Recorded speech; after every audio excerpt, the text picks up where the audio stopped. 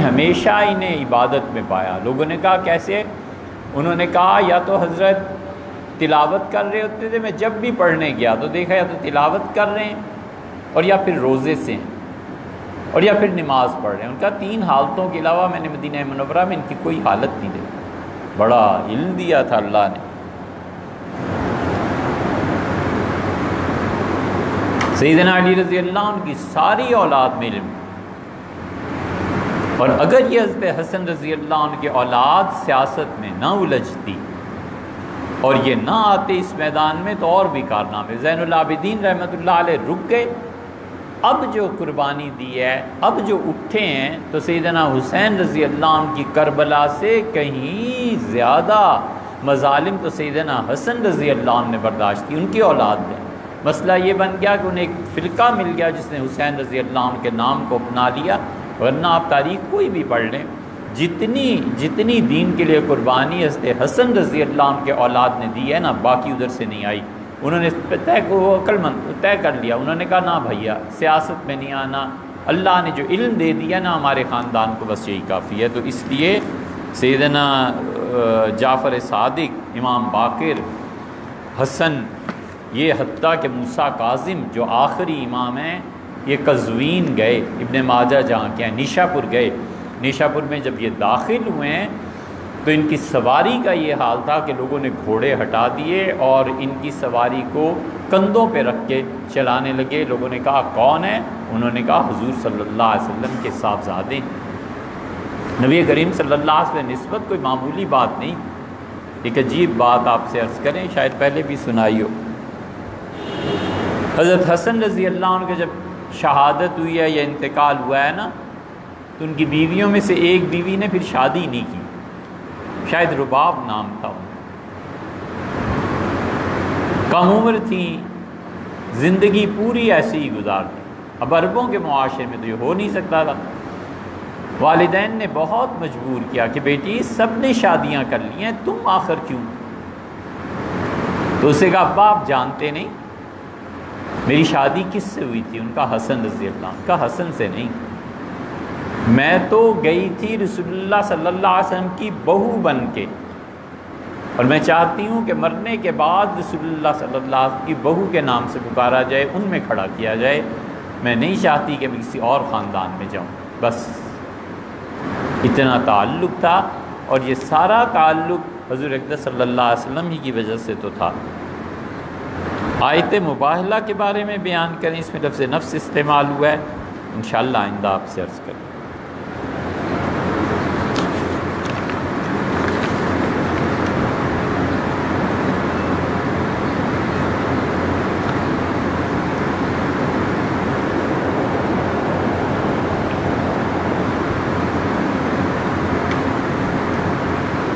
کلندر کسے کہتے ہیں؟ کلندر اصطلاح ہے تصوف کی، صوفیہ کے ہاں، اور بعض اسے مانتے ہیں اور بعض نہیں مانتے۔ یہ کتب الاقطاب جو ہے نا، اس کے مختلف نام ہیں، غوث الغواص بھی اس کا نام ہے، کتب الاقطاب بھی اسے ہی کہتے ہیں۔ کتب ارشاد اور کتب تکوین جس کے تحت آتے ہیں نا، دونوں تکوینیات میں بھی اور ارشاد میں بھی وہ کتب الاقطاب ہوتا ہے، اسے ہی کلندر بھی بعض لوگ کہتے ہیں اور بعض مانتے ہی نہیں۔ اور اب کلندر وہ ہے جو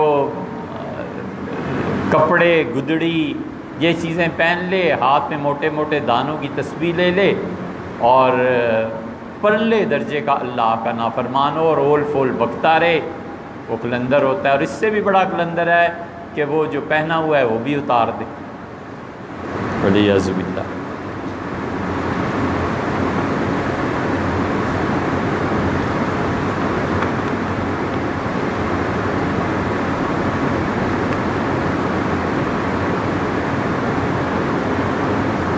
قرآن پاک کی تفسیر کی سند میں جنات کا واسطہ ہمارے ہاں آتا ہے، آتا تو ہے، اب اس کی کیا تفصیل ہے، اس کی کیا ضرورت ہے یار؟ مرنے کے بعد لکھ لیں گے جس کو لکھنا ہوگا۔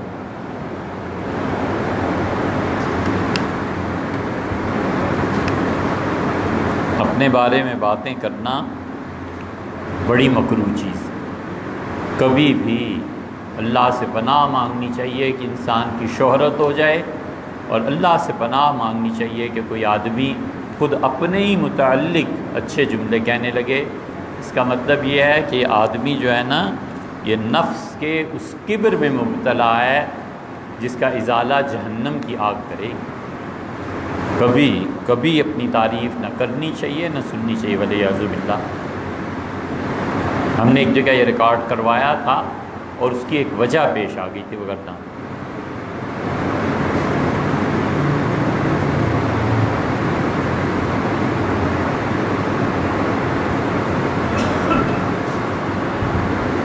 اب عمر کہاں رہی ہے اتنی جو آپ نے اتنی فرمائشیں کی ہیں؟ تفسیر کا آپ نے فرمایا مکمل کر دیں، اس کی کوشش میں تو ہیں، لیکن اصل قصہ یہ ہے کہ انتظامی امور ہی اتنے گلے پڑے رہتے ہیں، کوئی سنبھال لے تو ہم یہ کام کر لیں۔ تصوف، سلوک اور خانقاہی نظام پہ ہمارے شیخ نے بہت کچھ لکھا ہے یار، وہ کتابیں پڑھیں۔ حضرت ابو الحسن علی ندوی رحمۃ اللہ نے بہت کچھ لکھا ہے۔ ایک اور سوال کہ یہ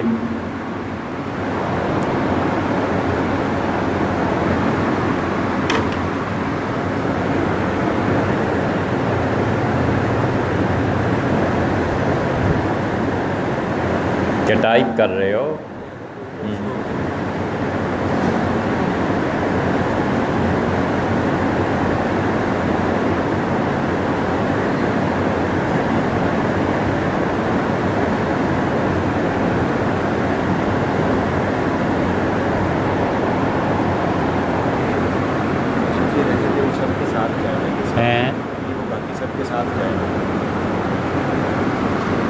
ایک سوال اسی پہ آیا ہوا ہے کہ ہم یہ جمعے کا خطبہ پڑھتے ہیں، یہ کہاں سے؟ پہلے بھی اس کا جواب دیا تھا۔ پہلی بات تو ہم یہی پوچھتے ہیں آپ کو، بھائی جس نے بھی لکھا ہے انہیں ضرورت آخر کیا پیش آ گئی؟ اور لکھا ہے اس خطبے کی کتاب و سنت سے نہ ہونے کی وجہ سے ہم نے نماز احسان فرمایا، نماز پڑھنی چھوڑ دی، بہت ہی احسان فرمایا۔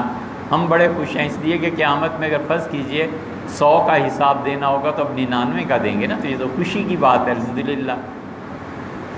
تو یہ آخر اس سوال کی ضرورت ہی کیا پیش آ گئی؟ اتنا تو اعتماد آدمی کو کرنا چاہیے کہ کوئی بھی شخص ایسی حرکت اور اتنا خدا سے بے خوف نہیں ہو سکتا کہ کوئی ایسا کام کر گزرے جس سے جمعہ خراب ہوتا ہو، نماز خراب ہو۔ اور حوالہ ہم دے بھی دیں، کون ڈھونڈے گا؟ کئی لوگ حوالہ پوچھتے ہیں۔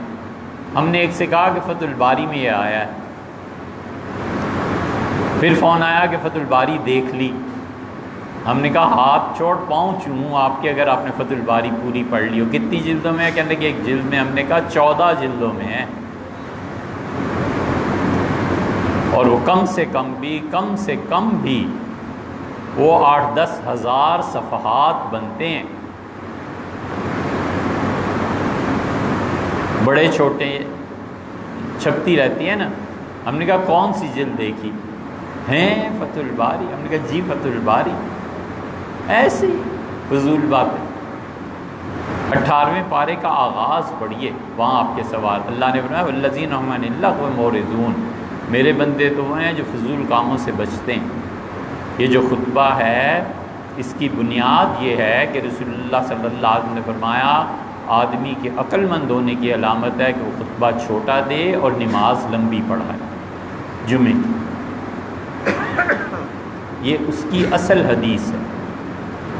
اس بنا پر خطبہ ہے کیا؟ اللہ کی تسبیح ہے، اللہ کا ذکر ہے، حضور اقدس صلی اللہ علیہ وسلم پہ صلاۃ و سلام کا پیش کرنا ہے، مسلمانوں کے لیے، حاضرین کے لیے دعا مانگنی۔ یہ چند ایک چیزیں ہیں خطبے، بس اگر کوئی آدمی نے پورا کرے گا جمعے کا خطبہ ہو جائے۔ دوسرا خطبہ جو ہے رسول اللہ صلی اللہ علیہ وسلم جو خطبے دیا کرتے تھے، یہ پہلا خطبہ جو ہے جمعے کا بھی وہاں مل جائے گا، ہر جگہ مل جائے گا۔ مسند احمد میں دیکھ لیں، یہ خاص طور پہ اب جو جدید مسند احمد چھپی ہے اس میں دیکھیے گا، 49 جلدیں ہیں۔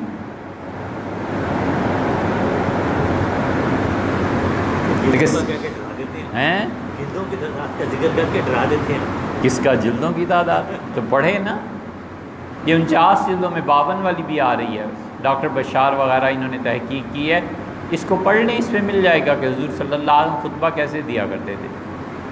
اما بعد سے پہلے کے الفاظ جو ہیں نا یہ سب میں مشترک ہے۔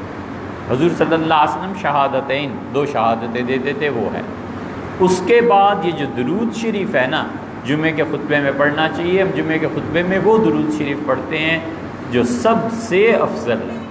اللہم صلی علی سیدنا محمد النبی الامی وازواجہ امہات المومنین وذریتہ واہل بیتہ کما صلیت علی آل سیدنا ابراہیم انک حمید مجید۔ یہ اتنی بڑی چیز ہے کہ اختلاف ہوا ہے محدثین اور فقہاء کا کہ سب سے افضل درود یہ ہے یا درود ابراہیمی ہے علیہ الصلوۃ والسلام جو نماز میں پڑھا جاتا ہے۔ ہم نے اسے اختیار کیا ہے تاکہ لوگوں کو پتہ چلے کہ رسول اللہ صلی اللہ علیہ وسلم سے پوچھا گیا تھا تو آپ نے فرمایا تھا یہ اس طرح مجھ پہ درود پڑھا کرو، اللہ تعالیٰ قیامت میں تمہیں پہاڑوں اور دیگوں کے حساب سے ثواب دے گا، یعنی اتنا بڑا ثواب۔ اس کے بعد قرآن کریم کی ایک آیت ہے وہ پڑھنی ہوتی، بنو امیہ آخری یہ جو آیت پڑھتے ہیں نا بنو امیہ، اس میں سیدنا علی رضی اللہ عنہ اور ان کی اولاد ان لوگوں کے خلاف باتیں کیا کرتے تھے، اور تابعین بڑے بڑے جو بیٹھے ہوئے ہوتے تھے نا جمعے کے خطبے میں وہ آپس میں باتیں کرنے لگتے تھے، شعبی تھے، حسن بصری رحمۃ اللہ علیہ ساتھ والے سے باتیں کرنے لگتے تھے کہ اس بدبخت کو نہ سنا جائے، اب یہ سیدنا علی رضی اللہ عنہ کو برا کہیں گے۔ یہ وہ چیز تھی جو حضرت سعد رضی اللہ عنہ نے سمجھائی تھی۔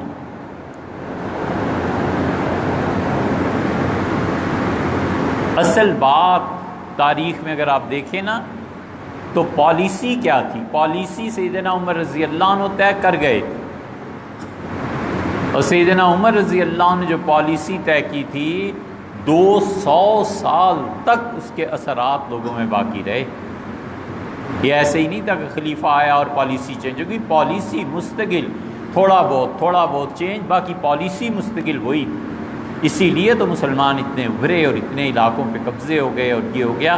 سیدنا عمر رضی اللہ عنہ نے پالیسی سیٹ کر کے گئے تھے کہ یہ ہے خلافت، ایسے چلے گی۔ اسی لیے فتح الباری میں آتا ہے کہ حضرت معاویہ رضی اللہ عنہ کو نہیں پتہ تھا اور انہوں نے متع کیا،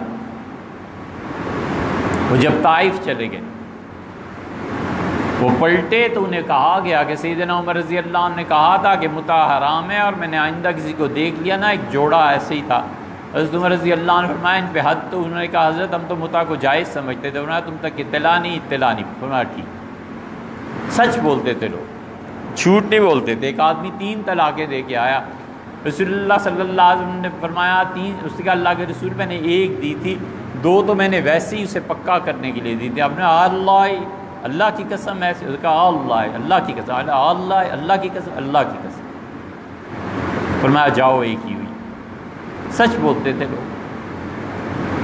سیدنا عمر رضی اللہ عنہ نے کہا یہ تو ہو گیا بھئی، میں نے تمہیں چھوڑ دیا ہے، لیکن آئندہ اگر ایسے ہوا نا تو میں حد جاری کروں گا۔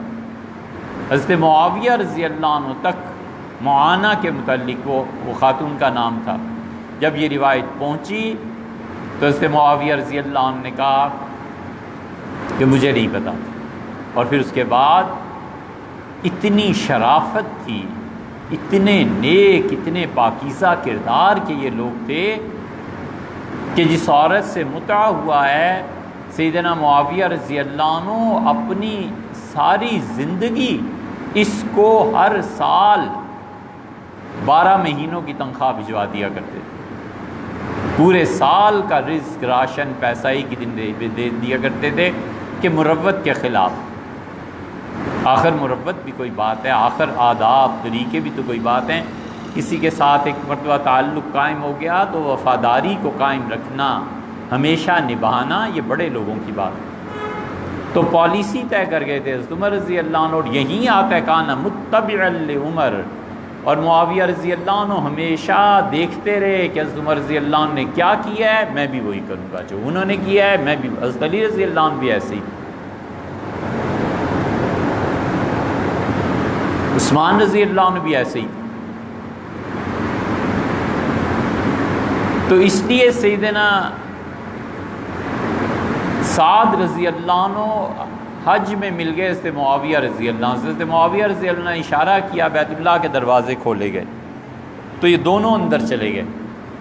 انہوں نے سیاسی امور پہ گفتگو شروع کی اور کہا سعد آپ دیکھتے ہیں، سعد رضی اللہ عنہ الگ ہو گئے تھے، سب کو چھوڑ چھاڑ کے مدینہ منورہ سے باہر ایک محل بنا لیا تھا، اور انہوں نے کہا کہ علی اور معاویہ کے قضیے میں میں نہیں پڑھتا، البتہ مجھے یہ پتہ ہے کہ علی حق پہ ہیں۔ حضرت معاویہ رضی اللہ عنہ سیاسی گفتگو جب ان سے کی تو انہوں نے کہا کہ معاویہ علی برے نہیں ہیں، علی ایسے اچھے ہیں۔ 3 چیزیں بیان کی، لمبی حدیث ہے۔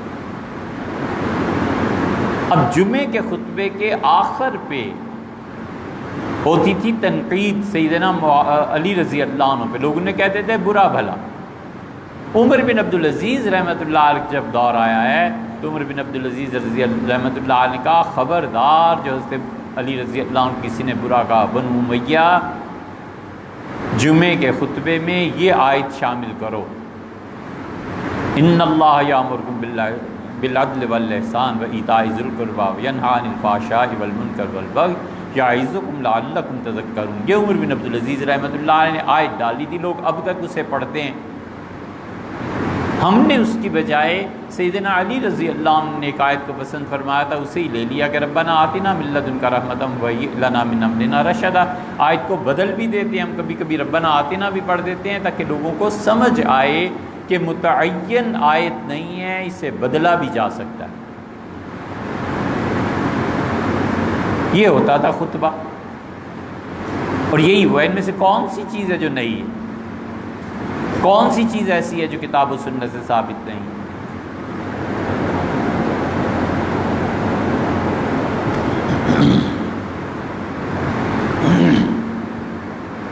رہ گیا دوسرا خطبہ، وہ ترمذی کی روایت ہے۔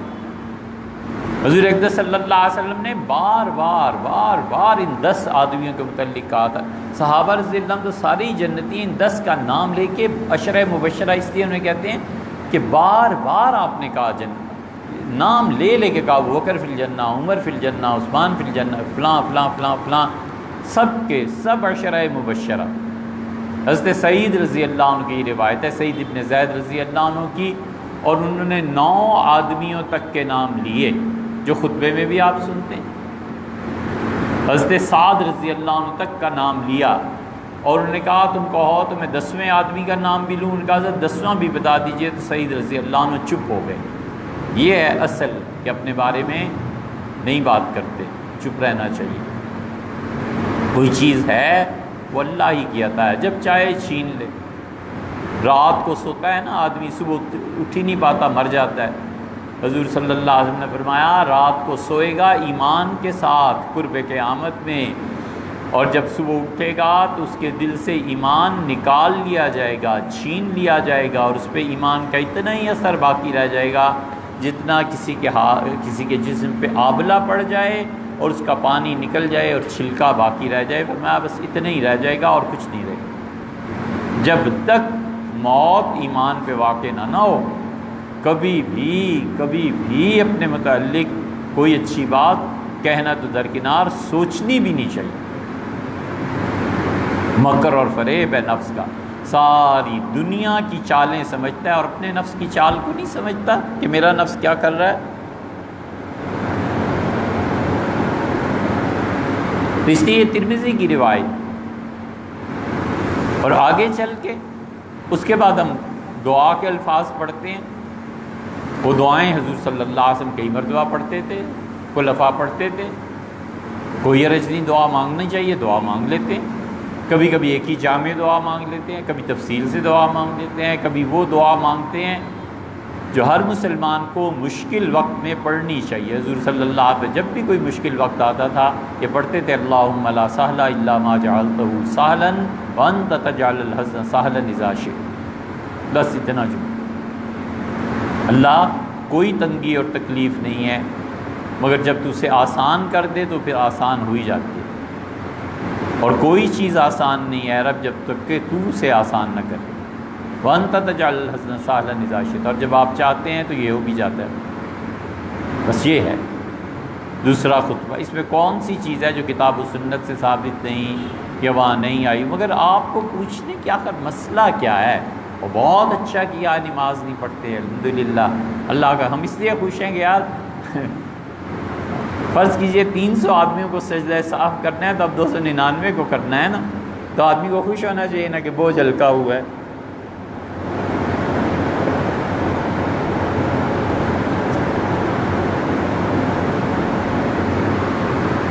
ایک اور سوال بھی دریافت کیا، مناسب تو نہیں لگتا اس کا جواب دیں، لیکن یہ کہ اب یہ بھی سوال ایسا ہی ہے کہ ہمیں تنخواہ کتنی ملتی ہے؟ جناب والا مسئلہ کیا ہے آخر؟ تنخواہ لاکھ روپے ملے، 10,000 ملے، نہ ملے، آپ کا مسئلہ کیا ہے؟ اگر بھیجنی ہے تو بسم اللہ، آپ مسجد کمیٹی کو بھیج دیں، انہیں کہیے، ٹھیک ہے نا، اس لیے آپ کا کوئی مسئلہ نہیں، لیکن تنخواہ نہ ہم لیں اس سے بھی بڑا احسان ہے یہاں کے لوگوں کا، ہیں ڈالرز میں مل، ہاں اب درخواست کروں گا آئندہ یورو میں دیں، صحیح ہے؟